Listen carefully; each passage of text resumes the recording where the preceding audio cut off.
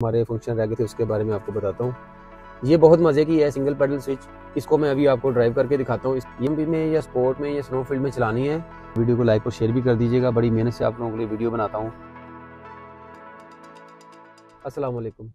आज मैं आपको बताने लगा हूँ इसके जो बाकी फीचर्स रहते हैं उसके बारे में, और ये मेरी इसी सिलसिले की तीसरी वीडियो है। तो मैं आप जो हमारे फंक्शन रह गए थे उसके बारे में आपको बताता हूँ। तो let's start the video. Heads up display के लिए हमें जाना पड़ेगा हमारी कार की सेटिंग में। कार की सेटिंग में जाके हम HUD heads up display, heads up display इसलिए दिया जाता है ताकि आपकी जो तवज्जो है वो मीटर की तरफ ना हो और आप स्क्रीन के ऊपर सामने, जैसा कि आपको नज़र आ रहा है, वो अपनी गाड़ी को स्पीड देख सकें और जो इन्फॉर्मेशन आप लेना चाह रहे हैं वो आ सके यहाँ पर। वो इन्फॉर्मेशन के लिए हमें ये HUD heads on display on करना पड़ेगा। यहाँ से इसको हम ऑन ऑफ कर सकते हैं। मोड सेटिंग में जाएंगे तो हमारे पास इस पर 3 स्टैंडर्ड आ रहे हैं, standard mode, sports mode, snowfall mode. तो हम जब स्टैंडर्ड मोड में करेंगे तो जो भी आपको नज़र आ रहा है वो स्टैंडर्ड मोड है। स्पोर्ट्स मोड में कुछ इस तरह की अपीयरेंस आती है राउंड के साथ, और स्नो फील्ड में ये ब्लू अपीयरेंस आती है। स्टैंडर्ड मोड पे इसको रखते हैं हम। उसके बाद है ब्राइटनेस एडजस्टमेंट। इसकी हेड्स अप डिस्प्ले जो हमें स्क्रीन के ऊपर, जो हमें बिल्कुल सामने ड्राइवर के सामने स्क्रीन पे नज़र आता है, उसकी हम यहाँ से ब्राइटनेस कम और ज़्यादा कर सकते हैं। ये देख, कम ज़्यादा, यानी कि अपनी मर्ज़ी के मुताबिक आप इसको जो जो लाइक करते हैं उस हिसाब से आप इसको एडजस्ट कर सकते हैं। उसके बाद हाइट एडजस्टमेंट में आते हैं। तो इसकी जो हेड्स अप डिस्प्ले की हाइट है उसको हम एडजस्ट कर सकते हैं अपनी मर्ज़ी से ऊपर नीचे। जिस तरह लाइक अब ये 6 के ऊपर है, इसके लेवल्स बने हुए हैं, तो ये जिस तरह मैं करूँगा ये आस्ता आस्ता हेड्स अप डिस्प्ले ऊपर जाता जाएगा। ये हमारी सीट एडजस्टमेंट के हिसाब से होता है, और इसको मैं अगर ये करूँगा तो ये नीचे जाता जाएगा। तो इसको भी हम अपनी मर्ज़ी से सेट कर सकते हैं। ये आ गया हमारा हेड्स अप डिस्प्ले की। इसके बाद ये रोटेशन है। अगर आपकी रोटेशन में थोड़ा बहुत फ़र्क है, एंगल में फ़र्क डालना चाहते हैं तो ये एंगल भी आप इसको अपनी मर्ज़ी से एडजस्ट कर सकते हैं एंगल को।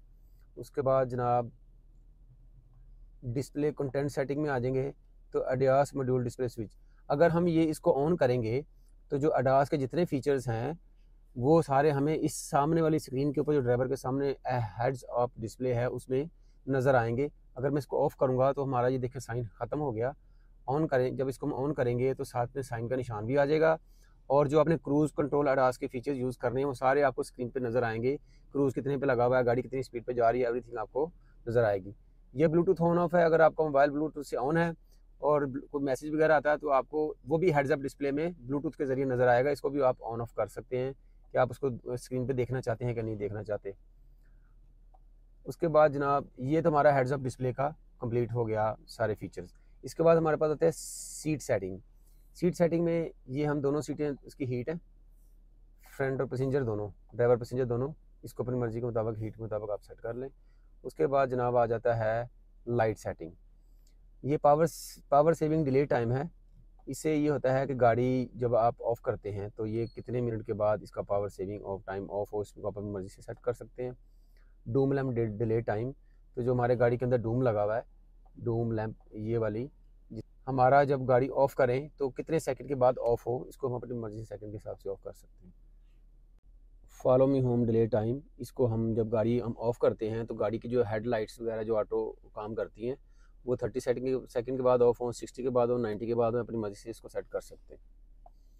उसके बाद आ गया जी स्पोर्ट मोड लाइट सेटिंग। उसके बाद आ गए search mode setting, vigil and flash.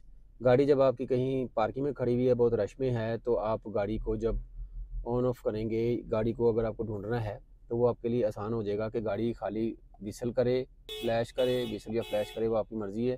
फिर हमारे पास आ जाती है जी एक्टिव वेलकम मोड सेटिंग। ये एक्टिव वेलकम मोड सेटिंग ये है कि जब गाड़ी, जब जैसे ही आप की से अनलॉक करते हैं तो गाड़ी की जो हेड फ्रंट लाइट्स हैं वो आपको वेलकम करती हैं, बड़े खूबसूरत तरीके से चलती हैं और बड़ी मज़ेदार है, मुझे तो बहुत पसंद है। तो वो आप ऑन ऑफ यहाँ से कर सकते हैं। उसके बाद है पार्किंग असिस्ट।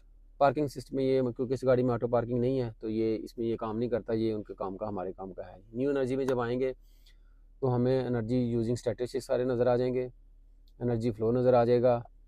उसके बाद ड्राइविंग स्कोर है, ये ड्राइविंग आपको स्कोर भी देती है। लास्ट टाइम जब मैंने ड्राइव की थी तो मुझे 4 स्टार गाड़ी ने दिए थे, क्योंकि इसके अंदर आर्टिफिशियल इंटेलिजेंस लगी हुई जो आपकी ड्राइविंग की मुख्तलिफ कंडीशन को नोट करती है कि आप कैसे ड्राइव कर रहे हैं, आपकी ब्रेकिंग, आपकी स्टीयरिंग, हैंडलिंग कैसी है। उसके बाद जनाब व्हीकल ड्राइविंग सजेशन डिस्क्रिप्शन है, इसमें सारे ये देखिए कितने driving suggestion, use and economical driving method, step on the,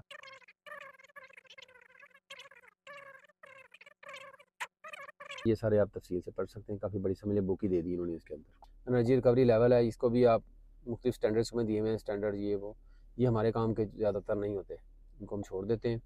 उसके बाद है कार वाश टेलर, गाड़ी अगर आपने लिफ्ट के ज़रिए ऊपर उठवानी है और गाड़ी आपने ऑफ करके इसके व्हील धुलवाने हैं, तो वैसे गाड़ी चूँकि ऑटो पार्किंग पे रहती है, ऑटो ब्रेक हो जाती है, उस ऑटो ब्रेक और ऑटो पार्किंग ख़त्म कर लेते ताकि चारों व्हील घूमें, उसके लिए हमें ये ऑन करना पड़ेगा ताकि इसको आप वॉश करवा सकें। तो ये होता है गाड़ी वॉश करवाने के लिए लिफ्ट के ज़रिए। उसके बाद है जी सिंगल पैडल स्विच, ये बहुत मज़े की है सिंगल पैडल स्विच, इसको मैं अभी आपको ड्राइव करके दिखाता हूँ। ये सिर्फ सिंगल पैडल के ऊपर ही काम करती है, उसी को दबाने से तेज़ होती है, उसी को छोड़ने से गाड़ी स्लो हो जाती है। इसके मैं आपको फीचर के बारे में बताऊँगा। ये जनाब ड्राइविंग मोड है हमारे, normal, sport, economy, snow field, आप अपनी मर्ज़ी से इसको एडजस्ट कर सकते हैं। नॉर्मल, स्पोर्ट, इकोनॉमी और स्लो फील्ड, ये इसके अंदर 4 उन्होंने दिए हुए हैं ऑप्शन कि आप जिस पे मर्जी गाड़ी चला सकें, लेकिन जो डिफ़ॉल्ट है वो नॉर्मल पे ही है। अगर आपने इकोनॉमी में या स्पोर्ट में या स्नो फील्ड में चलानी है तो गाड़ी जब भी आप दोबारा रीस्टार्ट करेंगे तो गाड़ी को आपको इकोनॉमी या स्पोर्ट्स पे रखना पड़ेगा, वैसे इसका डिफ़ॉल्ट नॉर्मल है, ये नॉर्मल पे ही ड्राइव करती है अपने आप को। उसके बाद हमारे ये जनाब ये आ गई कार प्ले।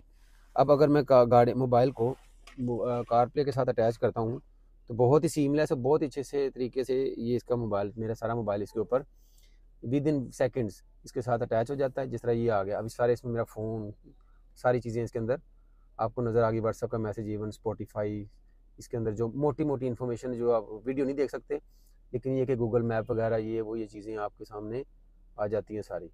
तो ये आपके सामने ये बहुत ज़बरदस्त है, इसका म्यूज़िक भी बहुत अच्छा है, साउंड सिस्टम बेहतरीन है और इस पर आप गूगल मैप भी यूज़ कर सकते हैं। उसके बाद हमारे पास नेविगेशन है, ये गूगल मैप के ज़रिए काम करती है। आप अपने ड्राइवर की ये राइट साइड पे देखेंगे जहाँ पे आपकी ड्राइविंग सीट है, तो आपको यहाँ पर ये प्लस और माइनस का निशान नज़र आएगा। ये हेडलाइट्स का अप डाउन करने का निशान है, ये हिल असिस्ट है और ये ट्रैक्शन कंट्रोल है।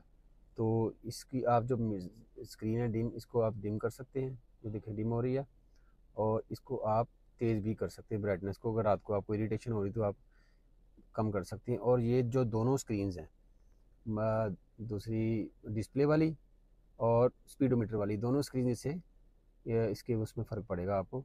इसमें ये फंक्शन भी एक है कि गाड़ी जो है ना वो ऑटो ब्रेक होल्ड करती है, जो हैंड ब्रेक है आपकी वो ऐसे करती है कि जैसे आप गाड़ी ड्राइव पे है, ड्राइव से आप जैसे आप गाड़ी को खड़ा करेंगे और पी का बटन दबाएंगे तो गाड़ी ऑटोमेटिक इसकी हैंड ब्रेक खुद ही लग जाएगी।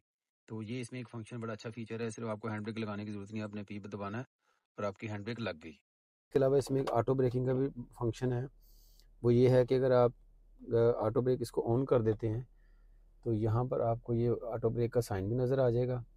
और अब जब आप जा रहे हैं कहीं पे, कोई सिग्नल आ गया है या कुछ भी चीज़ है, तो गाड़ी को जब आप ब्रेक लगा के रोक देंगे तो ये गाड़ी रुकी रहेगी, खुद ही ऑटोमेटिक हैंड ब्रेक ऑन कर देगी, और जैसे ही आप एक्सीलेटर दबाएंगे ये ऑटो ब्रेकिंग जो है ये खुद ब खुद ही ख़त्म हो जाएगी और आपकी गाड़ी चलना शुरू हो जाएगी। काफ़ी ज़्यादा फीचर्स दिए हुए हैं इसके अंदर इन्होंने, इस तरह के बड़े मज़े मज़े के।